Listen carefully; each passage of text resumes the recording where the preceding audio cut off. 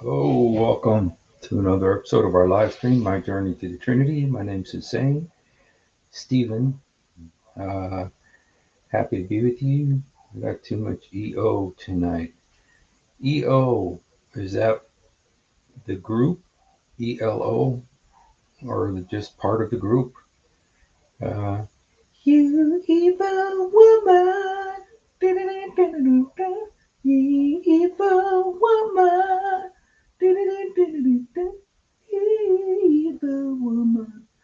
That's ELO. So I don't know what EO is. So anyway, um, so all right. Happy. Hope you guys have a great day. Well, I was looking through some stuff today, and before I go, oh, Eastern Orthodox. Yeah, that was pretty wild, man. Dang. I got lots of Coptic friends. Coptic is a little bit different than Eastern Orthodox, but they're not very far from them. They're kind of on the same icon thing. Um, and I believe lots of them are saved, but it's almost as if they leave the church, get saved, and then they go back kind of as missionaries to the church. Um, so there used to be a church called St. Michael's. They did a thing for ex-Muslims, and so I used to go to that, and I had some issues, and I talked to the priest there, and so yeah. Well, one thing that Rashid was doing a program today in Arabic, and it was about this right here, and it's something I've never heard about before. But I think you've all heard about Voltaire. He's a very famous. Voltaire is a very famous philosopher, French philosopher, one of the top, like, Voltaire, and there's a whole group of them, kind of post Enlightenment, and atheistic and everything, and anti Christian and stuff. But he was also very much against Muhammad, and he saw through the deception, and he made this play. It's called the Fanaticism of Muhammad, the Prophet, the Tragedy. And so he wrote this play, and it's about this guy who it's kind of loosely based on Muhammad's life.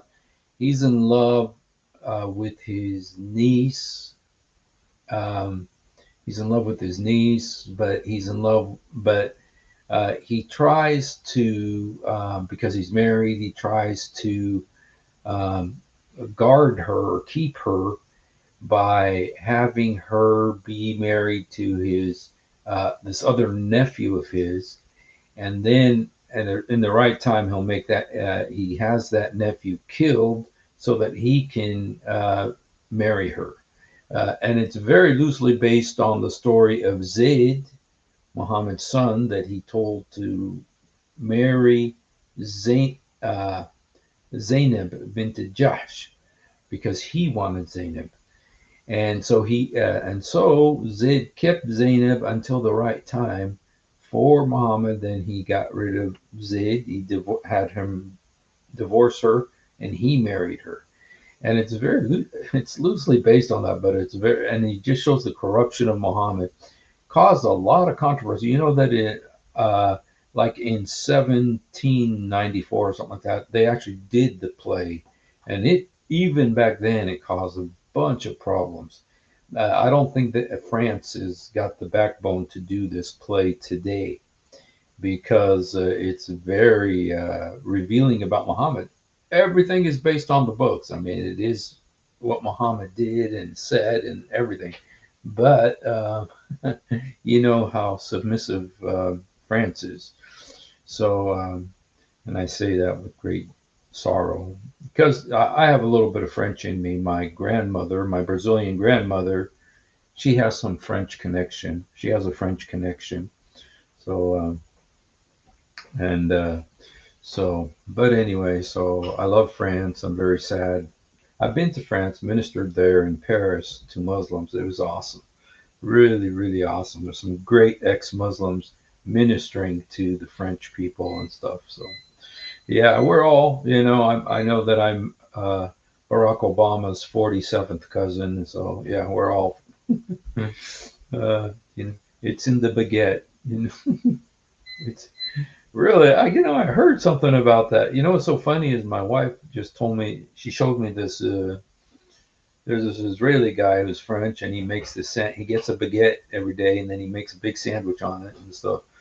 Um, so, uh, all right. Well, anyway, but that's, you know what? You can actually go and read it. Rashid was doing a thing about it, and there's a big controversy about it. I'm not sure what the big deal about it is, but anyway, so that's just something to keep in mind. And another thing, just kind of a side business, Napoleon was very pro-Islam.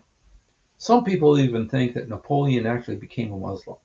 Some people think Napoleon became a Muslim because what happened is that he was on his sweep across the Mediterranean, and he ended up taking over Egypt, and there was he saw the Muslims there, and he just fell in love with Islam there, and he was going to convert to Islam. But then what happened is that uh, he knew that if he did, he could lose control of his army because they would not convert. He knew they would not convert to Islam. And so he didn't, because he didn't want to lose relationships with his army.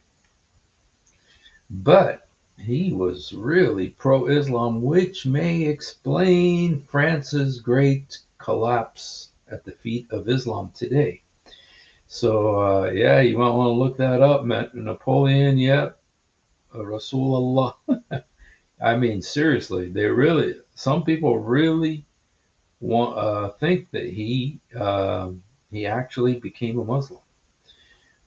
He was very selfish, but he became a defender of Islam, and he was very much against Voltaire. He was very much against Voltaire because of this play. He said it was very disrespectful to a very great man who did so much good for the world, Muhammad. And so there's a little bit of French history there for you today. Kind of that's free. And anyway, but yesterday there was, and I think it even continued maybe today, a hearing in the Congress about whether or not there should be a law banning Sharia law in Texas, specifically for Texas, but I think it's for the U.S. too.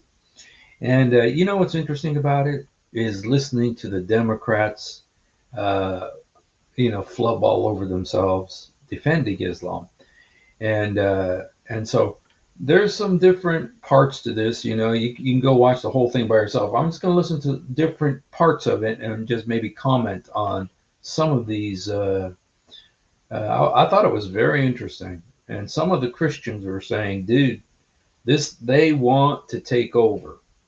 They say they want to take over.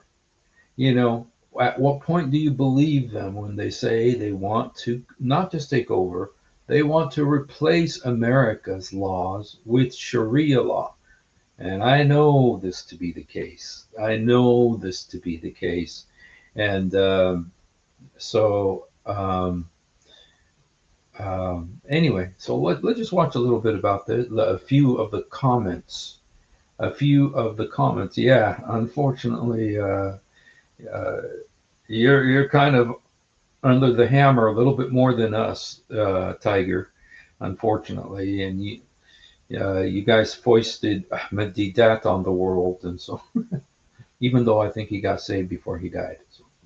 So um, okay, let's just take a look at this here and take a look at okay, a few of the okay. Now this lady, she's the minority representative, and she's totally pro-Islam. Okay, and so we're just listening kind of to her comments right now. There's no evidence of any plot to impose Sharia law on non-believers of Islam. There's no evidence whatsoever of adherents of Sharia law wanting to apply Sharia law to non-Muslims. There's no evidence whatsoever. They don't listen to Yasser Qadi. Yasser Qadi comes up a lot in this hearing, you guys. It's just not happening. It's just not happening. Nobody wants to apply Sharia law to America. Nobody. It's not happening. Shut up. No matter how many right-wing influencers make videos about it, no matter how many Texas laws are passed to combat it, or what legislation is introduced here in DC with flashy acronyms decrying it, there's no evidence that a proposed real estate development in the Dallas suburbs, which was initiated by members of the area's growing Muslim population, is a Sharia compound. It's not. Epic City is not a Sharia compound. This lady, this is a top congresswoman. I mean, this is one heavy hitter, very important in the Democratic Party. She's the top. She's the minority leader on this hearing here. Can you believe that they how ignorant she is? Huh?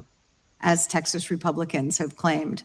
To say otherwise is to spread blatant misinformation. Blatant misinformation. So the sheikhs, the imams who are saying we're here to take over, that's blatant misinformation.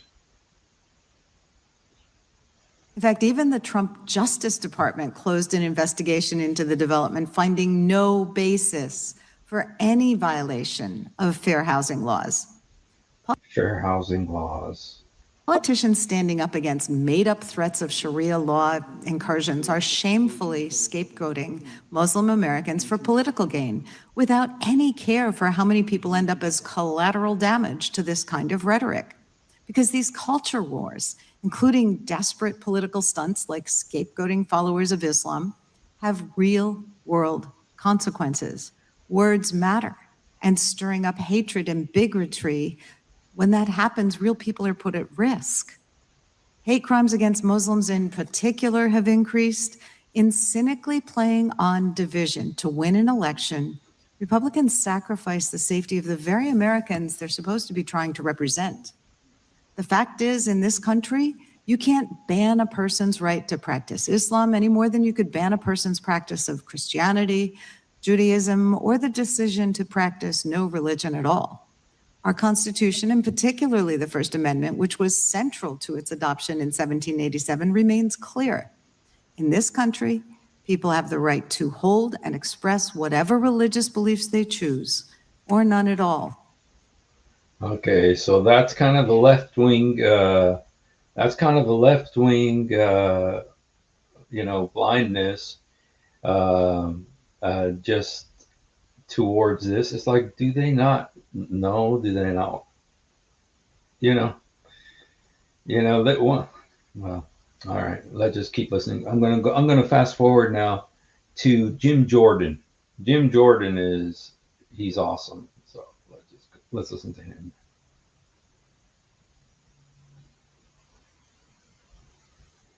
This is looking at a real concern, and I appreciate the chairman doing that. But if we want to talk about conspiracy theory and fear-mongering, look no further than the Southern Poverty Law Center. And the full committee will have a hearing on that issue next week. They were running a scam. They were paying people. One person, one source, they paid over $1 million to promote and create the hate that they told their donors they were actually fighting. What an operation they were running. You talk about fear-mongering and conspiracy theory, there you have it. And we'll be looking at this issue next week. The Biden Justice Department used the Southern Poverty Law Center to train prosecutors, setting them up as the standard for evaluating what's a hate group, what's not. So if you want to talk about conspiracy theory and fear-mongering, we'll get to that. That's all happening on the left. And the prime example is the organization that is now being investigated by the Department of Justice. So I appreciate the chairman and the work he's doing on this important issue, particularly in his state of Texas, and look forward to hearing from our witnesses and thank them for being here today. And with that, I yield back. I thank Chairman Jordan. I now recognize the ranking member of the full committee, Mr. Raskin, for his opening statement. Now this guy is a joke. This guy is a joke, man. But just listen to him, just to kind of have an idea of what the left thinks. You know, it's painful listening to these guys, but I think it's important to see. And this guy's Jewish, by the way. Okay, so. Mr. Chairman, thank you. And thanks to our witnesses. Forgive me, but didn't we have this exact same hearing not that long ago? I think it's the fourth or fifth in the line. And I can't believe that the cupboard of Republican ideas is so barren now that in order to distract America from Donald Trump's illegal, unconstitutional, ruinous war and his ruinous, illegal, unconstitutional tariffs, and the spiraling price of gasoline and the unlivable economy he's created, that we have to go back and have this exact same hearing over and over again. Couldn't we come up with something else instead? It's not exactly working to reverse Donald Trump's precipitous slide into being the most unpopular president in American history, because that's where we are. So if we're going to... By the way, guys, just for your information, this guy always wears the same jacket. I think this is the only jacket he has. Have another religious convocation. Perhaps next time it could be a debate between Donald Trump dressed up perhaps like Jesus Christ and the Pope of the Catholic Church, so the Pope can answer Trump's recent accusation. Can you see how disrespectful they are to Jesus? And the girl in the back there, she's shaking her head in agreement with this guy. That he's weak on crime. I never got that charge. After all, Trump himself is a convicted felon who's pardoned more than 1,600 rioters, insurrectionists, Proud Boys, Oath Keepers, domestic abusers, child molesters, white-collar fraudsters, and international narco traffickers and drug dealers. And the Pope is certainly not weak on him. The Pope has made his views on Donald Trump perfectly clear, so I don't understand how why Trump is saying that the Pope is weak on crime. Anyway, I had this idea I wanted to float. He is. By my colleagues to perhaps create some legislative progress in this field. The Republicans are afraid that Muslims are going to impose Sharia law on the rest of the population. Now, I'm not so afraid of that because we have 535 members of Congress and only 4 of them are Muslim, which makes it extremely unlikely. How could less than 1% of Congress impose Sharia law on the other 99%? And what's even more reassuring is I actually know some of these Muslim Americans who happen to be in Congress, and they're all civil libertarians who stand up for... Exactly, and you've fallen for it. You believe it. Unbelievable. The separation of church and state. They absolutely believe in that. Oh, my goodness. But even if they changed their minds and convinced all the Christians, Jews, Hindus, and freethinkers in Congress, who are 99% of the House, to vote for Sharia law, I'm sure someone on the Senate side, where there are no Muslims at all, would put a hold on it, like everything else that we send over there. So I'm a pretty good vote counter, and I don't think that there would be a single vote to establish Sharia law in the United States Congress or in any state of the Union. But anyway, I had this idea to take advantage of the fact that we all agree on this point. Why don't we generalize the proposition of this anti-Sharia law movement to say that the government should not be endorsing or establishing any religion in America, whether it's Islam, Christianity, Judaism, Jews for Jesus, Seventh-day Adventism, Jehovah's Witnesses, Mormonism, fundamental Mormonism, Unitarian Universalism, Branch Davidianism, or Hare Krishna.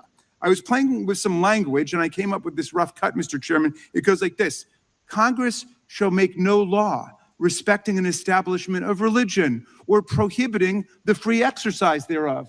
What do you think about that? You think that covers it? We could call the first part the Establishment Clause. We could call the second part the Free Exercise Clause. I know we could get that through the Democratic caucus. You think we could get it through the Republican conference? Okay. Let's bring this guy I here. thank the ranking member. Without objection, all of their opening statements will be included in the record. We will now introduce today's witnesses. Mr. Ammon Blair. Mr. Blair is a senior fellow at the Texas Public Policy Foundation.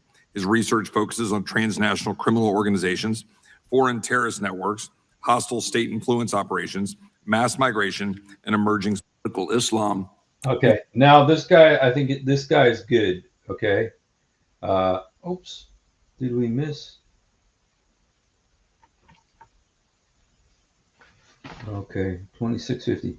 Let's watch this right here. This is a lady that is kind of the apologist. She's like supposedly a Christian, and but she's kind of an apologist for Islam. Let's listen to Raskin here a little bit. Appeals just voted 9-8 to uphold the compulsory 10 Commandments display in every school classroom in Texas or Louisiana. If Louisiana can do that, it can compel display of the 5 pillars of Islam. Think about that.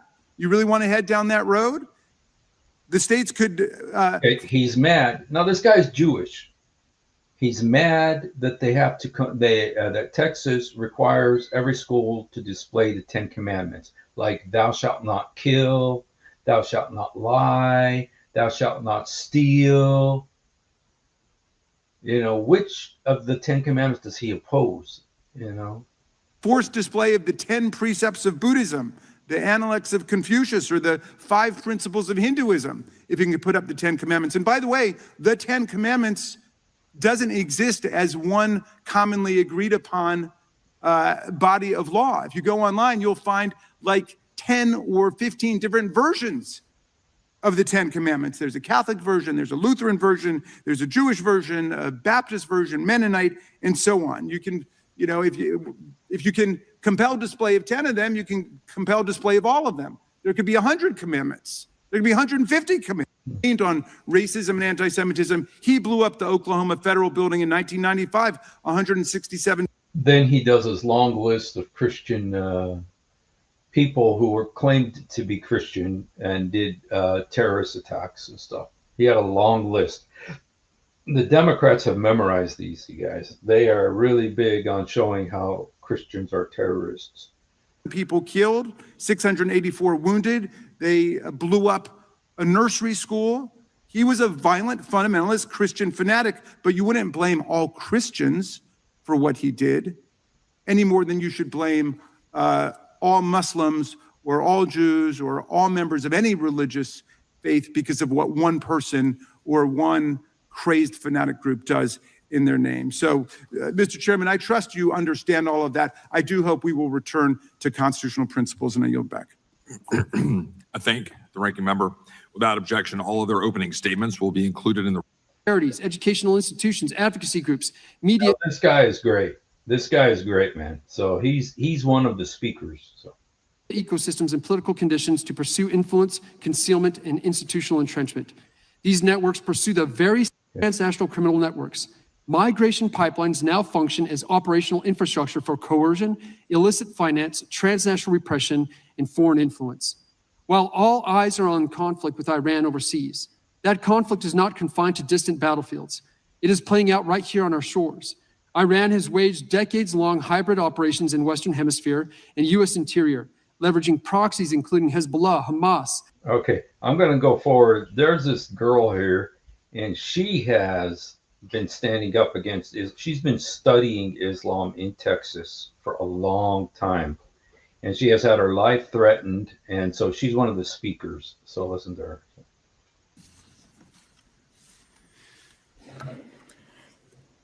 Distinguished members of Congress, my name is Amy Meckelberg. I'm founder of Rare Foundation USA. I come before you today out of profound love for this country and at great personal cost. For 15 years, I have documented Islam's assault on Europe and its dangerous advance inside of America. For defending Western values, Islam and its left-wing allies marked my family for destruction. They stalked us, they attacked my loved ones' careers, and sent death threats. Today, I travel with armed security. A simple walk, a grocery run, opening my front door, none of it is safe anymore. Islam has taken that from me. The hardest part of this fight, though, has been watching my friends pay the ultimate price. On January 29th, 2025, my friend Salwan Momika, an Iraqi Christian who fled to Sweden to escape Islam, was slaughtered as I watched. Sweden put him on trial for hate speech, for telling the truth about the threat that killed him.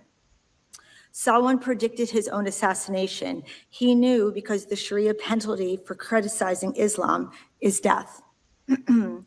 Now, you guys look at the guy behind her. Right there, it says, he says, unapologetically Muslim American. The shirt behind, there's several people wearing those shirts behind her. Dude, I was afraid someone was going to reach over there and hit her or something, man. A 1,400-year-old war is being waged inside our country. Muhammad, the man that Muslims call their prophet, was a military commander whose mission was to bring the world under Islamic rule. The mission cannot be completed until America falls. Islam is a hostile, totalitarian political ideology using our freedoms to destroy us. To every non-Muslim, it offers 3 choices: convert, submit, or die. It does not stop until every court, every school, and every government on earth is under Sharia. The Muslim Brotherhood turned this imperative into a modern conquest strategy. 2 seized documents, the 1982 project and the 1991 explanatory memorandum, detail their 2-front plan. Build parallel Islamic societies that reject assimilation while their faithful capture our institutions. The Brotherhood wrote the playbook. Today, every hostile Islamic regime and faction is executing it on our soil. Saudi Arabia, Iran, Turkey, Qatar, Pakistan, Hamas, the Taliban. Different countries, different sects, all marching in lockstep towards one conquest. These networks operate more than 8,000 Islamic nonprofits across America, including 650 in Texas alone. They built a parallel infrastructures, mosques, seminaries, school, Sharia banks, Sharia courts, Sharia clinics, charities, media, and political networks. They have no plans of assimilating. Texas and Florida are the Brotherhood's command centers. They are the clearest example of the first strategy: build massive fortresses where Muslims can live cradle to grave under full Sharia. In Texas, terror-tied Imam Yasser Qadi is fighting to build Epic City, a 402-acre Sharia compound marked as, quote, the epicenter of Islam in North America, end of quote. In Katy, an $80 million Sharia compound is rising under Brotherhood operative Main al-Quda, whose family are leading terrorists in Jordan. Hamad Ghazali, named in the 1991 memorandum, recruited Americans for al-Qaeda. Today, he writes curriculum for Islamic school children across North America. Texas taxpayers are able to fund him through school vouchers. Across America, the Brotherhood is buying churches and converting them to mosques. A Lubbock school became a Brotherhood mosque in 45 days. In Dallas, 2 imams who preach hand amputation, sex with captives, and stoning adulterers are suing to seize a Christian megachurch. Garland, Texas hosts the U.S. headquarters of a Pakistani jihadi network that trains hundreds of terrorists, including the recent killer of the West Virginia National Guard member. In Florida, 3rd-generation Brotherhood leader Magda El-Qadi Salah runs a self-contained Tampa enclave. A Houston mosque led by imam appointed by the Iran's supreme leader received $1 million in tax dollars while children pledged allegiance to Khomeini. Another Hamas-supporting Tex mega mosque hosted public school field trips while its imams preached that the fathers and brothers can kill adulterous daughters. Members of Congress, there is a little Muslim American girl right now born in Texas under our Constitution with every sacred right our forefathers fought and died to give her. She will never know any of them. Her own father, imam, and teachers raise her to believe she is worth less than half a man, and Islam's texts command this. If she is beaten, it is her fault. If she is raped, no American courthouse will hear her screams. If she is married off as a child to a pedophile, she will never know it is a crime. She is shielded from her birthright, raised to hate her own country, trained to subvert it. There are thousands like her and growing fast. This war's second strategy captures our institutions and cultures from within. Their operatives have penetrated our State Department, our courts, our school boards to subvert the Constitution and replace it. Hamas, doing business as CARE, has trained 50,000 lawyers, they boast of this, journalists, filmmakers, influencers to embed Islam and rewrite our history. When we object, they scream Islamophobia. Their super PAC floods our elections, mosque-run voter drives. Besides me is 15-year-old Marco Hunter Lopez. He will tell you how the Muslim Brotherhood student arm founded in Texas by Yasser Qadi's father is targeting Texas children. For speaking out, Marco's safety was threatened. Our nation's leaders are failing our children. Member of Congress, the American people are awake. Washington is not. We must choose the Constitution of the Quran, America or the Caliphate, freedom or submission. All right, Ms. There is no middle ground. Thank you for your testimony, Ms. Mecklenburg. Ms. Tyler, I'll give you some extra. Okay, so there you have it. She is very smart, man, and she's been doing the work, so she's got all of the information too. So anyway, I just wanted to hear some of these guys. Some of these speakers are really good. Now there's this wimpy lady that is totally been just bought, or lulled to sleep by Islam. But she's like the Democrat speaker. Your time, okay, and to make sure it's Now this kid, there's this like 16-year-old kid, and he is really smart too. fair. I will now recognize Mr. Hunter Lopez for his 5 minutes. Chairman Roy, Ranking Member Scanlon, and distinguished members of the subcommittee, thank you for the opportunity to testify today. My name is Marco Hunter Lopez. I am a 16-year-old sophomore at Wiley East High School in Wiley, Texas. I've been invited to speak regarding an incident that occurred on February 2nd on my campus in a widespread effort across Texas and the nation. Last year as a freshman, I founded the Republican Student Club because I wanted to foster a space for students who share the same values. What should have been a simple act of student leadership became a prolonged battle against school administrators who treated my group differently from every other club on campus. On August 16th of 2024, we met every requirement: 10 members, a teacher sponsor, in a room. Other groups, including the Muslim Student Association and organizations supporting gender-affirming ideology, were approved without issue. Our club was denied for being political in nature. Administrators first claimed a district-wide policy against political clubs. Then, after weeks of emails requesting the policy in writing, they admitted it was simply how they felt. Only after more than a month of emails, pushback, and enormous efforts were we approved. Even then, we faced hostile scrutiny. Principals were caught taking down our approved posters while I was out of town. I have a documented timeline of specific instances of an unfair treatment, being pulled into the principal's office, cornered, and talked down to. After we hosted two guest speakers last year, the principal tried to impose new rules on the fly. My father even had to help create a guest speaker form to protect me as a minor. This pattern of censorship against our club stands in stark contrast to how administrators have handled the promotion of Islamic ideology, and including Sharia. On February 2nd, I was leaving a meeting and was walking to the cafeteria for lunch, and I saw a large booth labeled Islam set up in the school. 4 adult women from the organization Why Islam were there. I was confused and did not want to give it attention, but after discussing it with my friends, we decided to approach the booth. I had a discussion with the women, one in particular who they kept referring me to because she knew most of the theological questions. As we tried to understand their goal, I looked over and saw multiple pamphlets spread out, one of which was explicitly titled Understanding Sharia. This was very concerning to me and other students. They were also making Qurans available that include a Shahada card on the last page instructing students how to convert. Quote, to become a Muslim, one needs to make the following declaration. I bear witness that there is no God worthy of worship except God, and I bear witness that Muhammad is the messenger of God.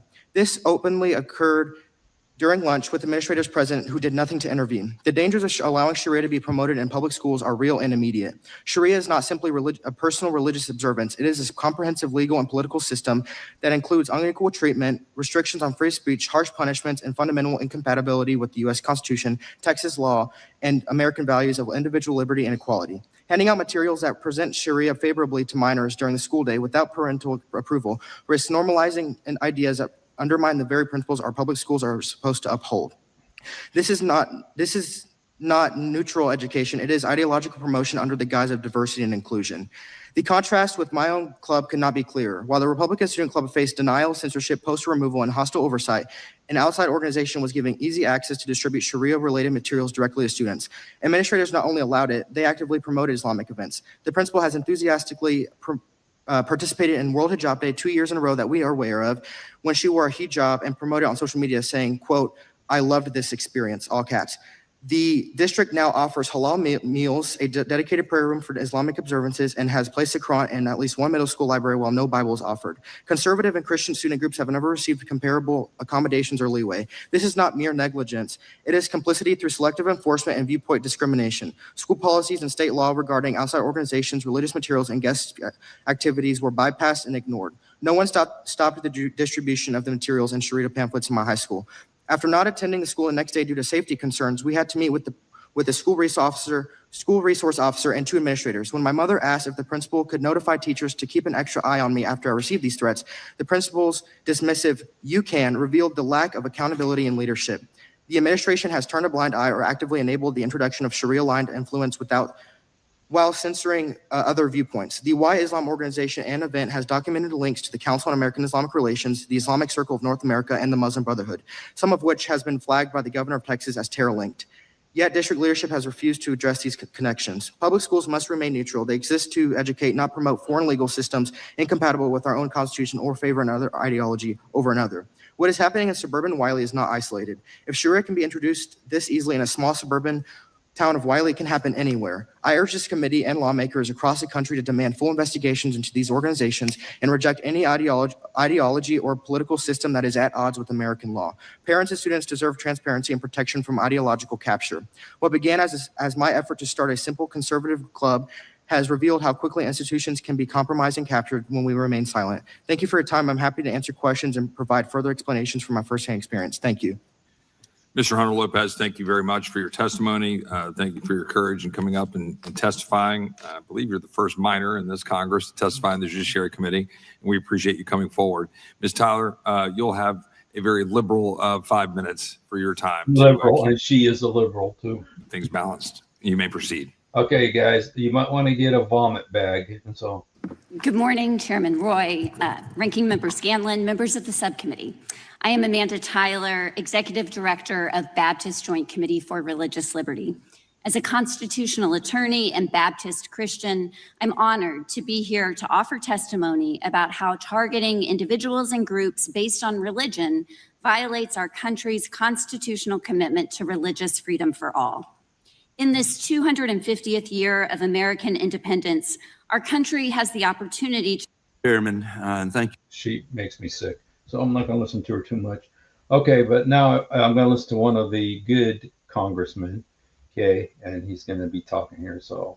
Thank you for calling this important hearing to discuss the threat of political Islam. We're blessed to live in a country, excuse me. We're blessed to live in a country that has the fundamental liberty of religious freedom. And religious freedom allows individuals to hold and express their beliefs without undue government interference. It does ensure that people can choose their faith or no faith and practice it openly. And it's important to protect our individual liberties from extremism that seeks to erode our values as a country. One example of the extremism we want to protect our country from occurred in just 2025 when parents in Washington state allegedly attempted an honor killing of their teenage daughter for refusing an arranged marriage. This appalling level of extremism is incompatible with our way of life and must not be allowed to take root in our country. Mrs. Muckelberg, in your experience investigating instances of political Islam in the United States, how prevalent would you say it's become across the country? In my testimony, I talked about there being 8,000 organizations across the United States. They're working in lockstep. It is extremely prevalent and growing massively. So in your view, does political Islam pose a threat to the fundamental values of American democracy? Yes, it does, and they openly say it. Well, Mr. Blair, I want to come to you for just a moment. During the 4 years of open border policies under the Biden administration, people from all around the world came into our country, frankly, without any vetting. We've seen that. The failure to secure our border provided those who seek to commit violent acts against the United States with a perfect opportunity to enter our nation undetected. And Mr. Blair, how did the Biden administration's open border policies impact the spread of political Islam in the United States? We were mandated to look the other way under prosecutorial discretion. We released known terrorists. Well, we didn't know it until after the fact, but we had multiple people from all across the world coming into the United States with falsified documents, specifically from Iran, who'd come in with Venezuelan documents under the guise that we would not be able to identify them, which was the case. And that's why later on, Representative Gonzalez was able to, through a FOIA, find out how many on the non-disclosed docket of the criminal illegal aliens that we released There were, and I think there's a little over 600,000 of them that Border Patrol and ICE released during that time period. This is during Biden's presidency. 600,000 known terrorists were released into the U.S. and they came in with false documents as if they were coming from Venezuela. But under Biden's orders, they were told to look the other way, pretend they're not seeing. That's like, what? Dang. Would you say there's security threats that grew during that period that we're still dealing with even today? 100%, sir. I mean, a lot of the information that was given to us as Border Patrol agents when we were on the ground was misinformation.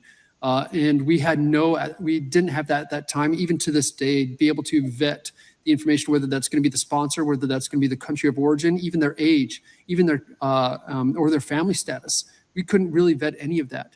And so now when ICE is trying to conduct operations or target operations, they have that bad information where they're going out city to city trying to find those that seek harm to our communities.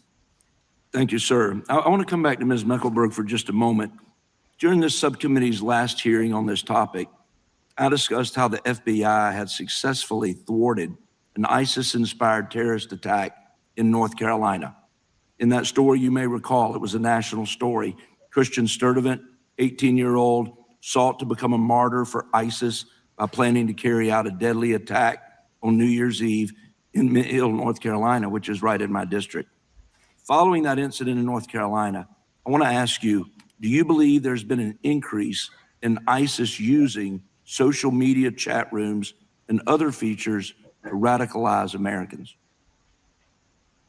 Yes, and it's something that we actually saw. I spent 10 years really hyper-focused and working in Europe, and it was probably one of the biggest threats, the way that ISIS and many different other Islamic jihadist groups are using social media, are disseminating very terrifying videos, and imams and their organizations, they're pushing nonstop videos and nonstop recruitment efforts, yes. Thank you. Mr. Hunter Lopez, let me come to you real quickly in the last few seconds I have. Thank you, first of all, for coming and testifying today. Since that incident occurred and the school district officials took full responsibility for the situation, have you seen a change in how the school has approached student clubs on campus? Yes, so I've actually, I have a lot of relationships with a lot of teacher sponsors for different groups, and they said that they're trying to say that they're putting these new policies in paper, but in terms of the way that certain people are still being treated, there are still conservative students, including myself, that are still being treated unfairly according to the standard they're holding for other people. Well, I applaud you for speaking out about this and coming to testify today. Mr. Chairman, I yield back. Thank the gentleman from North Carolina, and I'll recognize the ranking member of the committee, the gentleman from Maryland, Mr. Raskin. Thank you. Okay, guys. Now this guy is going to make you mad. This guy is going to infuriate you the way he treats this kid, man. But the kid, he reminds me like the way God Logic was dealing with Muhammad Hijab the other day, or the way Wes Huff deals with Islam. I mean, he just boom, boom, boom, boom, boom. The kid is only 16, but really amazing. So anyway, but Raskin is going to make your blood boil. So. Thank you very much, Mr. Chairman. My colleague just spoke of apparently a Muslim family where there was an effort to kill their own daughter in a so-called honor killing, if I understand it correctly. Murder is against the law in America, whether the parents are Muslim, Christian, Jewish, Hindu, or anything else. Would we, Mr. Blair, would we need a special law to deal with a situation like that, or does the universal secular law against murder take care of that? The current law takes care of that right now. Good. Okay. So I'm looking at an article about a Christian group, an extremist Christian group that calls themselves the Army. Okay. Now they got so many anti-Christian, so many evil Christians that they need to talk about. Of God that's taken credit for bombing abortion clinics and lesbian night bars. Do we need a special law against Christian extremism or Christian violence, or do we just hold them to the general secular law against blowing up health clinics and bars? It needs to be held to the same law and to the same standard. Right. So can you think of any situation where the secular law alone would not handle anybody's legitimate fears that they have of a fundamentalist Christian group, Muslim group, or any other religious group? Unless it's based off of the ideology of either the district attorney or the judge themselves, whether they adjudicate or not. That's going to be the difference, whether that process itself allows for the adjudication of that crime. As I said in my testimony, a crime is still a crime, regardless of the religion. Great. And stated at the level which you wrote it, I agree with a lot of what you said. You just basically said we've got to hold everybody to the secular law. Is there anybody on the panel who thinks that we need a special law addressing any particular religious population, whether it's the Muslim, the Christian, the Jewish, the Hindu, the Mormon, or what have you? Or are we just saying that everybody should be held to secular law in America? And I'm happy to open it up to anybody. Mr. Hunter Lopez.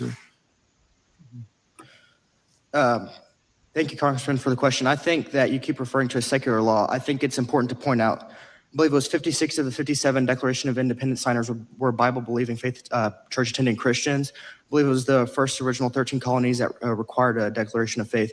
So I'm not acknowledging that. Oh, well, wait a second. Now you're traversing my territory now, Mr. Hunter Lopez. You brought it up. Are you aware that the Constitution of the United States does not establish a religion? It forbids the establishment of religion. Are you aware that it doesn't mention God? So the Declaration of Independence mentions God 4 times. But what I was going to say... Is the Declaration of Independence law? So Declaration of Independence was declaring our independence from the tyranny of England. Yeah.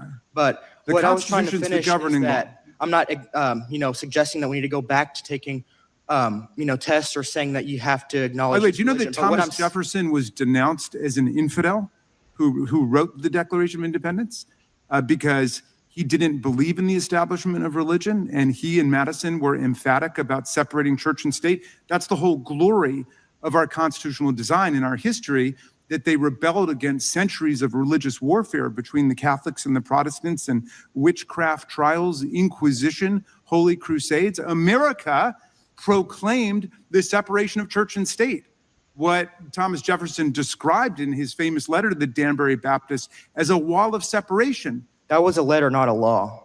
Okay, so your position... So that was a letter, not a law. This guy is smart, man. And I tell you, he made me think of God Logic, the way he was dealing with Mohammed Hijab. And this loudmouth senator, man, he just keep putting... This is a 16-year-old kid, putting him in his place, man. Is that America is a theocracy? You didn't let me finish my original statement, and I understand you have limited time, but what I was going to say is I'm not suggesting we need to go back to anything that's in writing, but what I am saying is we need to acknowledge... Oh, I think we should go back to something in writing. I think we should go back to the First Amendment. Oh, yes, the Constitution, yes, obviously, but what I'm saying is that, how I said original colonies were requiring declaration of faith to run for office. I'm not saying we have That's why we have a First Amendment. What I'm saying is that we do... That's precisely why Jefferson wrote it. We do need to acknowledge our Christian heritage in America. That's what I'm trying to... You can acknowledge whatever heritage you want, but you can't... Yeah, that was the point right there. We need to acknowledge our Christian heritage in America. This guy doesn't like it. Listen. Knowledge. Oh, I think we should go back to something in writing. I think we should go back to the First Amendment. Oh, yes, the Constitution. Yes. Obviously, but what I'm saying is that, how I said original colonies were requiring declaration of faith to run for office. I'm not saying we have... That's why we have a First Amendment. What I'm saying is that we do... That's precisely why Jefferson wrote it. We do need to acknowledge our Christian heritage in America. That's what I'm trying to... You can acknowledge whatever heritage you want, but you can't impose an establishment of religion on other people. That's the greatness. I'm not suggesting that at all. I'm just saying we need to acknowledge our heritage. That's what I'm saying. Well, everybody can acknowledge their own heritage. Do you agree with that? American heritage, not just any heritage, is what I'm saying. Oh, you don't think that you're allowed to acknowledge your Christian heritage or your Jewish heritage or your Muslim heritage? I'm saying you members of Congress need to acknowledge American heritage. Yes, indeed. And you know how we do that? By abiding by the Constitution of the United States, which is why that's exactly where I began. Ms. Tyler, what do you think about this whole anti-Sharia law thing? Do we need a special law banning? That kid was right, man. We need to acknowledge that America was founded on Christian principles. The reason it's welcoming to my Muslim family and to all peoples is because of the Christian principles. that undergird it. And that kid is right, but you keep diluting it, you're going to find out you're hitting at the foundations of America, and you can only hit it that so long before you dilute it, and you lose the power of it. Sharia law? No, because we have the First Amendment to the U.S. Constitution that prohibits establishment of any religion, including Islam. Mr. Chairman, I yield back to you within 5 minutes. I thank the ranking member, and I appreciate that spirited exchange. And I will now recognize the gentlelady from Wyoming, my good friend, Ms. Hackman. Thank you. Okay, now this lady is awesome. This lady is really great, man. She's a Christian. So. In our previous hearing on this topic, I focused on how Sharia-based tribunals will jeopardize America's rights to equal protection and due process under the law, particularly in cases involving women and minors. We learned that the presence of Sharia-based tribunals in the United States date back decades, and that it is common practice for these tribunals to stray from a traditional judicial proceedings, meaning that participants risk losing protections guaranteed under the Constitution, as was just being debated. One example of such a tribunal operating near Dallas before altering its website actually prided itself on being a unique institution of its kind in the United States, with the intention of setting a precedent that would be emulated and duplicated throughout the country. That same tribunal further claimed that, quote, conflicting problems within American Muslim society may range from personal and family matters, such as marriage and divorce, as well as disputes among community members and those in positions of leadership. The courts of the United States of America are costly and consist of ineffective lawyers, end quote. To be clear, conformity to the Constitution is the governing factor behind the operation of our judicial system. The 5th, 6th, 7th, and 14th Amendments are there to ensure that everyone has a right to a fair trial.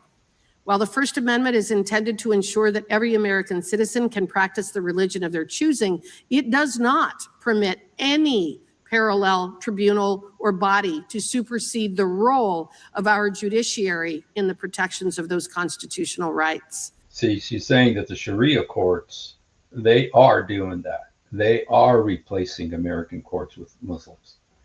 And that's dangerous. Ms. Meckelberg, Sharia-based tribunals often label themselves as offering voluntary services, but is it not true that individuals have been coerced into using these bodies because of social, familial, and other community pressures?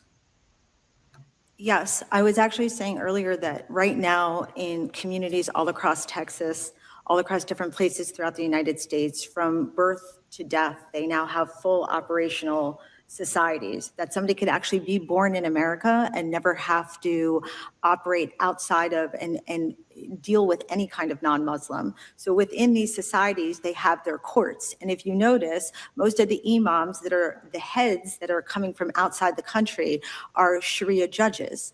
And these Sharia judges hand down these different, they use many different names.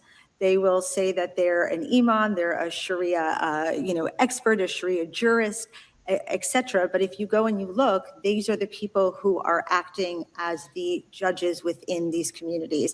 And there's an entire organization around this. If you look up the Assembly Muslim of Jurists in America, they're issuing fatwas. We have fiqh council people who are also, again, that's a Sharia judge. These are people who are putting out fatwas that you can kill apostates, blasphemers. This is happening. You can kill apostates. There's a fatwa to kill apostates in the United States. Inside America. And again, That's clearly a violation of the Constitution and the rights of the individuals who are involved in those tribunals, correct? Correct. All right. And another characteristic of American courts is generally the presence of robust oversight. We have court records, decisions are easily accessible, attorneys are present, and the transcripts of proceedings are properly recorded so that we know what happens in our court system. Would you please explain how does this oversight compare to the operation of a Sharia-based tribunal? This is handled inside the community, so you'll never know of any of these things. And that's the problem that I always have with we say, when I say we're failing children and we're failing minorities and women, and things are happening in these communities that nobody ever knows of. And there is no voice for the little girl who's being born in this community. She doesn't even know what her rights are in this country that she's being born into. So again, she is answering to her family, she is answering to her imam, and she is answering to the person who is the expert in Sharia within her community. But at the same time, she's not able to fully exercise the constitutional rights that have been bestowed on her. Absolutely not. So in terms of, are there judgments or rulings cataloged? Are they consistent from one imam to another one, or one Sharia-based judiciary to another one? Yes, and I think that's why when you look up the assembly, this one body, they're handing out the different legal, it's the legal arm inside the community. But again, are there different variations that different people follow at times? But that's why they have, and again, if you look up the Fiqh Council, where Yasser Qadhi is the head of, or you look up a place like Amja, where they're pushing out these different fatwas that all the mosques are following, it does act as the governing body, the legal body, I'm sorry. Just very quickly, in light of the disaster of the open border Biden administration, have you seen an increase in the attempt to enforce or impose Sharia law in the United States? Absolutely, because within these communities, they are also, they're absorbing the refugees coming in. That's what they're hoping for, to increase the numbers. Thank you. I appreciate your testimony. I yield back. I thank the gentlelady from Wyoming. I'll now recognize the gentleman from Tennessee, Mr. Cohen.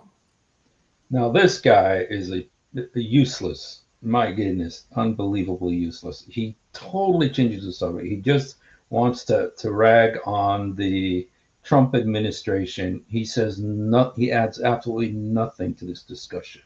So I'm just going to pass him because he was really a dork. England states, but we don't have any. So I'll recognize the gentleman from Missouri, Mr. Otter.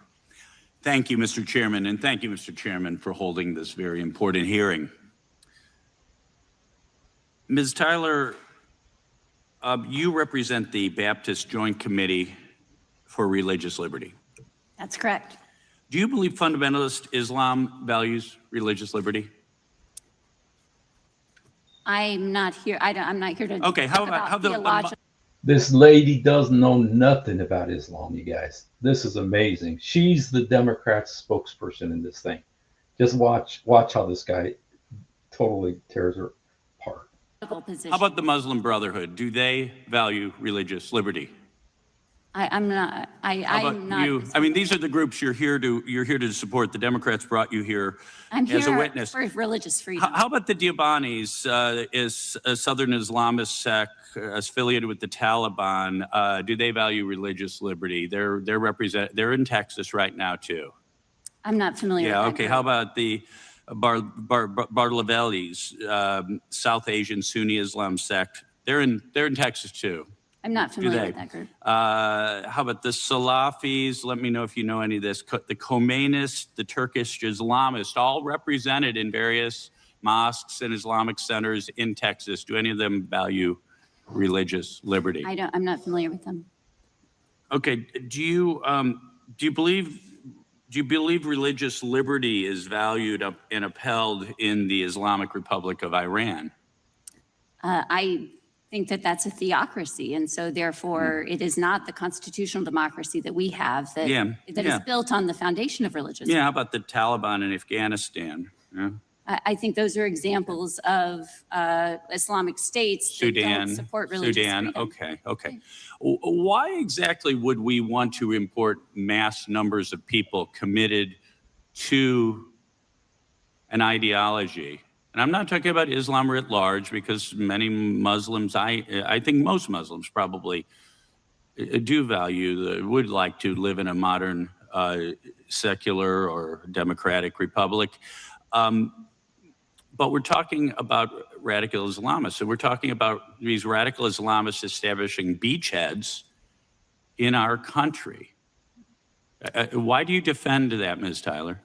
Well, I think what I'm concerned about, of course, we have criminal laws and anti-terrorism laws that. Okay, that's good. protect Wait, us. okay, Right. yeah. Should we enforce our criminal laws, our Absolutely. anti-terror? Okay, so we should not tolerate sexual enslavement in the United States of America, right? I think our criminal laws protect against that. Good. How about honor killings for a young woman who dishonors her family in some way? That should be against the law in the United As we States of America. discussed earlier, murder is illegal no matter the justification. Stoning for adultery, right? Correct. Child marriage, pedophilia, right? Those are against criminal law in the United Female States. circumcision is illegal under federal law right now. That's right. So we have imams in many of these centers we're talking about right now who advocate for those very things in our law, in our country. Why are we should tolerate this in the name of religious freedom? We tolerate freedom of religion in this country, so we can believe whatever we want, and we can act on those beliefs without necessary government interference. And in this case, there is a compelling government interest against murder. Against the laws I And listed. so you're not allowed Okay. to act on those beliefs because it would be against criminal law. Thank you. Ms. Meckelberg, I believe that tolerating these beachheads of radical Islam in our country is literally civilizational suicide. And I think we've seen Islamist terrorist attacks in this country already. And we're seeing in many cases a lack of assimilation, not by generally people who immigrate on their own, work as a computer engineer or in agriculture, what have you, but rather when they join these very closed groups that are committed to imposing Sharia law. Tolerating that seems to be utter insanity, and especially if we see what's going on in Europe right now. If we look at what's going on in Germany and in London and in France. Tell me where I'm wrong. So, as you said, the beachheads. That is what Erdogan says from Turkey. That the mosque is the beachhead. When you hear CARE speak about the mosque, they speak about that being their infrastructure, where all things are launched out of. They are having these closed societies. The goal is, and that's why you'll see with most mosque expansion projects happening in Texas, they are expanding and they are making these enclaves where all things emanate from that mosque. And if you see, and you look in Germany, as you were just talking about, Erdogan had sent hundreds of imams to head up the mosques that were from the Turkish government, that a lot of them were then found out to be spies. And we're seeing in this country, whether it's Saudi Arabia, whether it's Iran, they're all sending their proxies here. And then they're coming and they're having the closed societies, and they are the beachheads, as you said. Thank you. I yield back, Mr. Chairman. I thank the gentleman from Missouri. I now recognize the gentlelady from Washington. Okay, now this lady is going to make your blood boil too. She's a total liberal. She's not a Muslim, but she's. Thank you, Mr. Chairman. I have a lot of respect for the chairman of this committee. We work together on a lot of issues, but it is bizarre to me to listen to this hearing. Honestly, now we've suddenly made all mosques the beachhead of terrorism across the country. This is a very important religion around the world, and certainly here in the United States. Islam is a very, very important religion. And I go to Mr. Cohen's comments about why we're holding this hearing again. This is a redo, by the way. We've done this before. We're doing it again at a time when we have so many pressing issues that we should be addressing in the Constitution Subcommittee. We have the issue of voting rights, the gutting of voting rights by the Supreme Court, the dilution of the Black vote in the United States, cost of fertilizer, of groceries, my home state of Washington, but across the country, the rise in anti-Muslim bigotry that has been happening in the aftermath of October 7th attacks and then in the aftermath of 9/11. And in my home state of Washington, now Muslim Americans reporting experiencing law instead of American law. No. Have you seen any poll this hearing? What is Sharia law, and is it any different than what biblical law teaches Christians about how to observe their faith? So Sharia is translated or understood to mean the path to water. and it refers to the religious principles that guide Muslims in their beliefs and actions. So it's a set of rules on how to pray and dress and fast and other dietary restrictions. And in that way, it's very similar to other kinds of religious laws that Christians or Jews or members of other faith communities follow to guide them in how they practice their religion. And does the Christian law require that you kill apostates? Is that part? I mean, I know it's about dietary laws, but what about killing apostates? Is my life still going to be in danger under your Sharia America? Because I got a death sentence on my life because of Sharia law. And is that still going to apply under your Sharia-friendly America? In many religions, there are extreme and violent sects that don't represent the vast majority of observance of the faith. You've done some work documenting the rise of extreme white Christian nationalism, and These guys hate white people, you guys. These guys hate white Christians. So they're always talking about white Christians. its influence in deadly shootings in Charleston, Pittsburgh, and San Diego. But I don't see any of my colleagues on the Well, I see all of these actions that we're talking about today as singling out one religion. Okay. Thank you, Mr. Chairman. Chairman. This next guy is awesome. He's wonderful, man. And thank you for holding a very important hearing, and thank you to the witnesses for taking the time to come here. Mr. Hunter Lopez, I'd like to better understand your story. I think it's important, and thanks for being here and being boldly telling us about what happened. Can you tell us what are the requirements to create a student club at your school? The requirements are to have 10 members, a teacher that's willing to sponsor, and a room to meet. And did the Republican club that you formed meet those requirements? We did on day one. It did. And was your club allowed to be created? No, we were actually notified that we were denied due to political nature, even though other ideological groups, including groups promoting gender-affirming ideology, were approved. Why do you think the school had such a sort of obvious double standard? I'm not sure if it's the educational establishment. It could be any of those. It could be the principals that have been in the system for a while. They just don't want conservative values. I think it's a trend we've seen with, how Charlie Kirk was on campuses and on high school campuses. I think that they think conservative values are a threat because they're true. And how has the school administration either encouraged or supported World Hijab Day?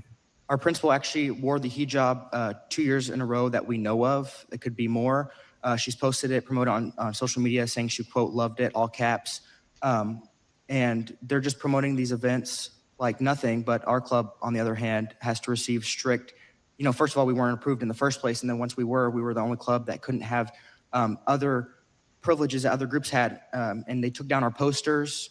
And so there's just a lot of things in this double standard clearly to favor the Islamic group. Is it true that your school's libraries offer Islamic literature like the Quran and other things? Yes, so McMillan Junior High and Wiley ISD offers a Quran, but no Bible available. But no Bible. So there's a Quran, but the Bible's not allowed. Correct. Is that true in multiple libraries? From what I know, confirmed it's McMillan Junior High is one that I know of. I can look at the other libraries and submit them to you if I find any other findings. Okay. Have you talked to the school about why they would allow a Quran but not a Bible? So I haven't, the principals actually run away from me and hide, so I can't have a discussion with my principals because I act like an adult and they act like children. Yeah, well, you very much are acting like an adult. They probably don't want to be on the record with that policy, given how egregious it is. When clubs such as your sponsor visitors to come to the school and speak about club interests, whatever they are they subject to security screenings? So when our club has guest speakers, including a state representative or a congressman, we have to submit 2 weeks in advance paperwork. We have to submit a week in advance background check. We have to submit their staff if they're coming. All these lengthy processes. I often have to miss my lunch period and skip lunch, skip a meal to fill these out. But on the other hand, the Islamic group got favorable treatment. Okay, yeah. What were the security protocols that were in place for the Islamic group? From what I know, none. None. From what I know. So typically, you have to go through a lengthy background Correct. process, but this Islamic group didn't have to. Correct. Obviously, they didn't background check, the organization because it has multiple terror links, and they didn't. I guess they didn't check the Sharia pamphlets that they gave us or the Qurans with the Shahada card. They hadn't. They were perfectly fine with it because the principal was there that day, just looking at it, perfectly fine. What's been the response from the school since you've been public and vocal about this double standard? Like I said in my opening testimony, when my mom had requested the principal to email my teachers, because I had to miss school for the first day after that and had to go late the second day because of death threats and things like that. And my mom had asked the principal to email my teachers just to keep an extra eye on me. And the principal told my mom, "You can." So it's really, that speaks volumes to the approach of leadership that the school has and the school district has, because I guess they just wanted to dismiss my safety in that moment. You received death threats. Yes, sir. What were some of the death threats? Could you tell us about them? I had people saying that they were going to be at my house waiting for me to get home and they were going to shoot me. I had people telling me to kill myself, a lot of different things. But I know nobody can proclaim anything over me because I wake up every morning with victory with Christ. Amen. That's exactly right. What has the school's response been to these death threats? Like I said, that first day it was very dismissive. I actually received a death threat last year, and I believe I have emails, and I could submit them to the record of the principal saying, "Oh, things are already taken care of." Very, I would say, downgrading it or just minimizing specific situations. I could submit those emails to the record. I just want to be clear. You had a threat against your life, somebody saying that they were going to come to your house and murder you. Correct. And your school's response was dismissive. Correct. Got it. Thank you, Mr. Chairman. That's the end of my time. Thank you. Appreciate it. I thank my friend, the gentleman from Texas. I will now recognize the gentlelady from California. Thank you, Mr. Chair. This lady's a pain in the, you know what? So I'm not going to listen to her. Her voice is really irritating too. This guy is a Christian too. He's awesome.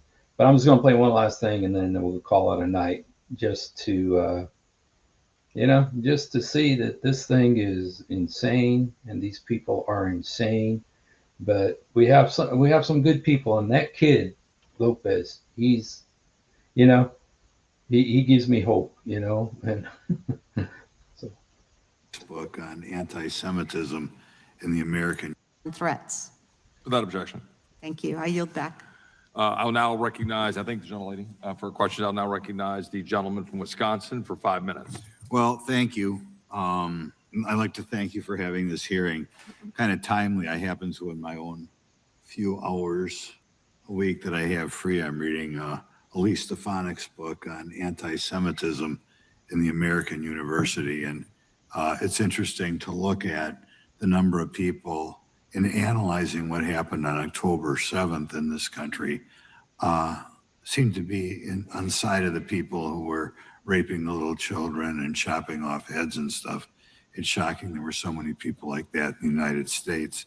And I can certainly understand why a lot of Americans are very concerned that people like that were brought into the country. Again, not an isolated couple of people, but it seems to me whole groups of people took the October 7th attacks as a kind of almost a call to arms.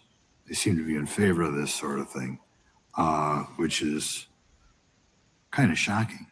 I think you know about that, Zara, right? I hate to break it to you, and I'm sorry if you didn't know it, but I don't know if you speak Arabic, Zara, but Muhammad said many zillions of times, "Man baddal dino fa'uqtiluhu." Whoever changes his religion, kill him. So all ex-Muslims have a death sentence over their heads from the Prophet of Peace, Muhammad.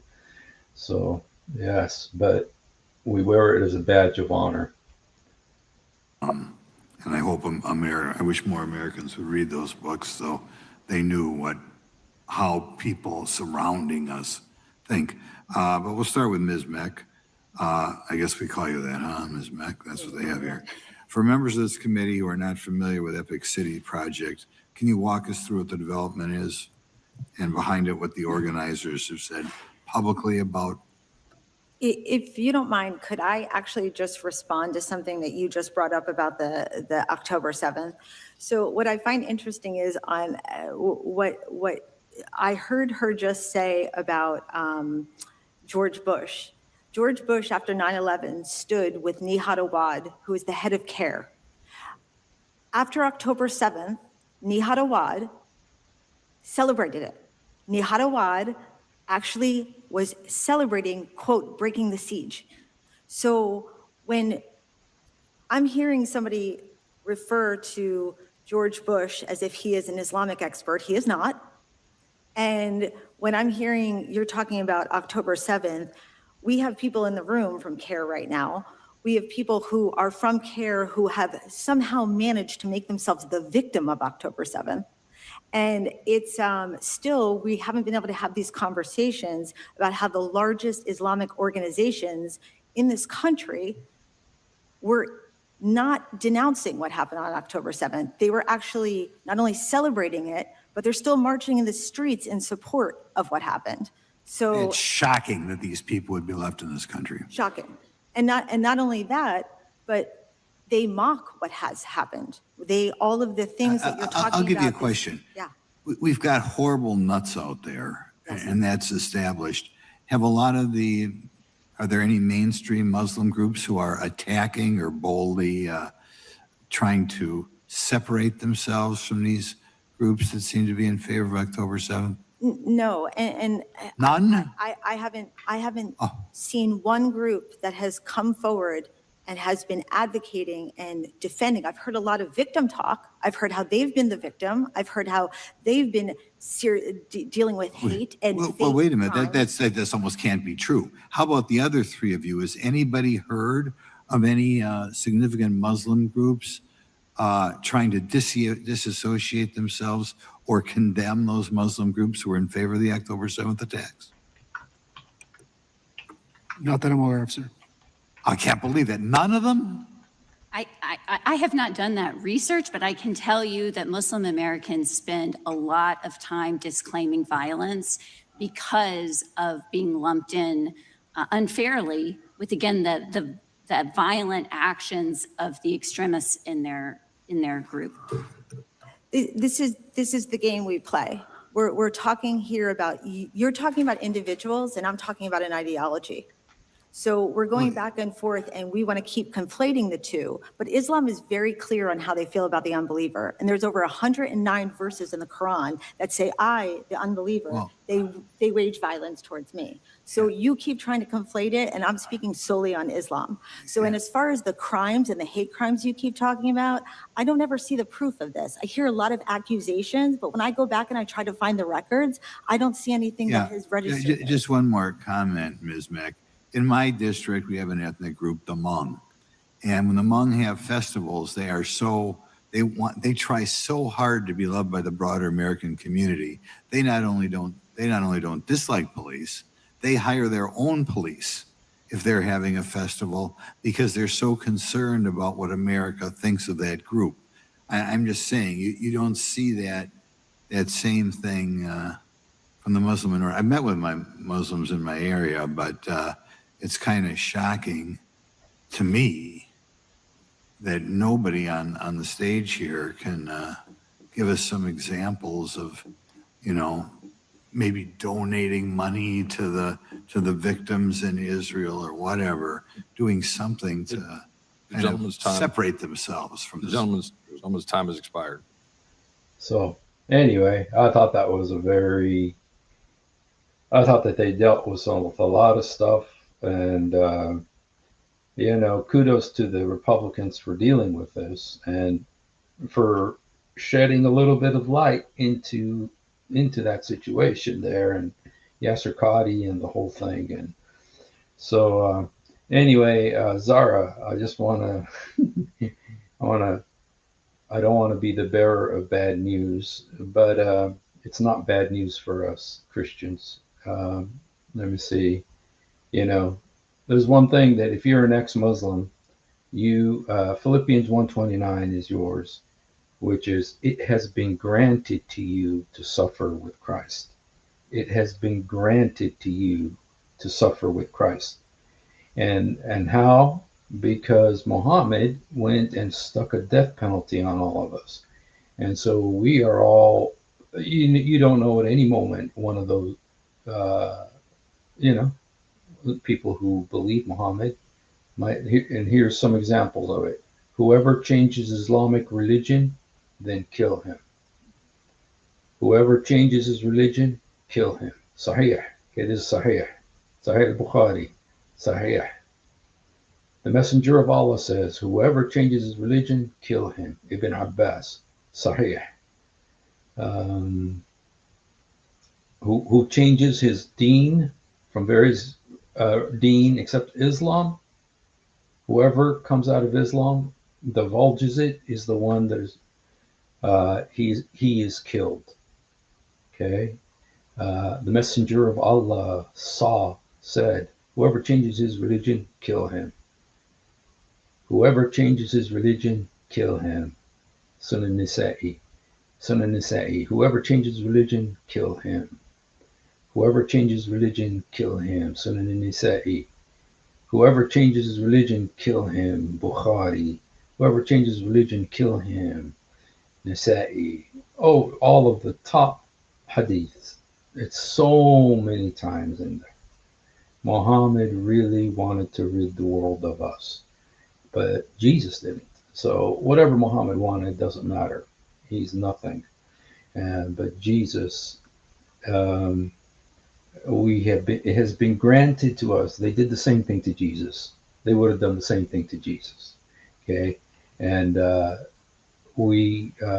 it's an honor to suffer for His name, and it's because of Muhammad, because of his violent words, and but anyway, for us Christians, it's an honor. We wear it as a badge of honor. So, all right, you guys. Well, there we are. I just wanted to kind of show you a little bit about that this is happening in America. This actually happened in Congress yesterday. And so I'm thinking, praise the Lord, man. They're talking about Yasser Qadi in Congress. Thank goodness. You know, the gift that keeps giving. So they hated him first. Absolutely. Jesus said that. He says, you know, if they, in fact, there's a prophecy that Jesus said that I believe is specifically about Islam. It's Jesus said, there'll come a day when people who kill you think they are doing God's service. That's exactly what Muhammad taught. That's exactly what Muhammad said about the Jews and Christians. Uqtilhum haythama wajadthum. Kill them wherever you find them. Strike above the neck. So Muhammad, he fulfilled that prophecy. You know, but Jesus specifically said there's coming a day when those who kill you will think they are doing God's service. It's exactly what Islam teaches. So exactly what Muhammad taught. So anyway, all right, you guys. Well, thank you for being with us. And if you haven't done it, please do it now. Jesus, help me. Jesus, forgive me. Jesus, come into my heart. Jesus, help me. Jesus, forgive me. Jesus, come into my heart. Yasur sa'idni. Yasur samahni. Yasur udkhul albi. And I just wanted to pray for that kid real quick. Let's just pray for that kid, because I think God's going to use him to be a mighty warrior for Christ, man. That kid stood up for Christ in that dark den of thieves there. So, Lord Jesus, we just lift up to you that kid, Lord, who stood up for your name. He said, I wake up with Christ and I'm a victor. Lord, bless that kid. Use him. Bless his life. Use him powerfully. Be glorified in him, through him. Keep him, protect him, and glorify him for your name's sake, that you might be glorified through him, Father, in Jesus' name. Bless his life, bless his family, in Jesus' name. Amen. All right, you guys. Thank you for being with us, and have a great night. I'm going to play my old, remember this? Hey, baby. Hey, hey, baby. Where's your mama?